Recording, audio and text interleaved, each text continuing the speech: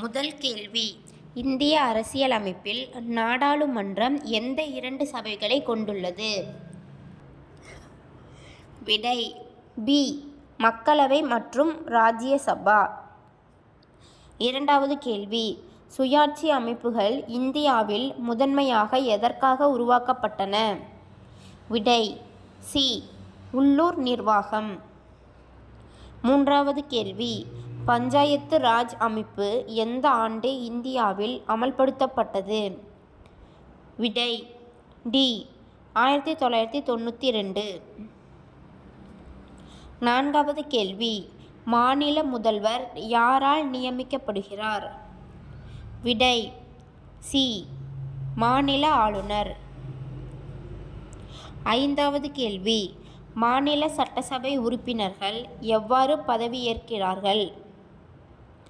விடை பி. நேரடி தேர்தல்.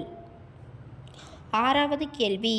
மக்கள் ஆட்சி என்ற கருத்து இந்திய அரசியலமைப்பில் எங்கு குறிப்பிடப்பட்டுள்ளது? விடை பி. முன்னுரை. ஏழாவது கேள்வி. மாநிலங்களவை உறுப்பினர்கள் எவ்வாறு தேர்ந்தெடுக்கப்படுகிறார்கள்?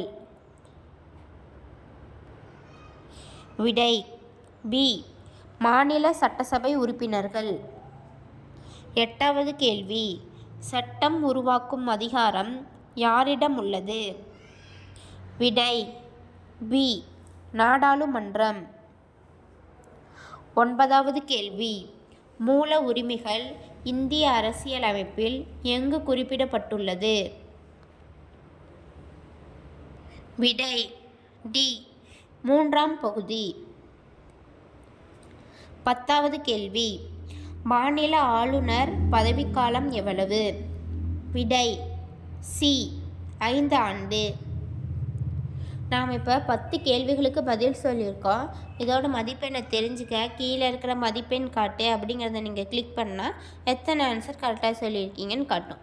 நம்ம 10க்கு 10மே கரெக்டாக தான் சொல்லியிருக்கோம். இந்த பேஜ் உங்களோட சுய மதிப்பீடை தெரிஞ்சுக்கிறதுக்கும் நீங்கள் எக்ஸாமில் நல்லா ஸ்கோர் பண்ணுறதுக்கும் ரொம்ப யூஸ்ஃபுல்லாக இருக்கும். ட்ரை பண்ணி பாருங்கள். இதோட லிங்க்கை ஃபஸ்ட்டு கமெண்ட்லேயும் டிஸ்கிரிப்ஷன்லேயும் கொடுத்துருக்கோம். செக் பண்ணி பாருங்கள். படிச்சுட்ருக்கிற உங்களோட ஃப்ரெண்ட்ஸ் அண்ட் ஃபேமிலி மெம்பர்ஸ்க்கும் ஷேர் பண்ணுங்கள். நன்றி.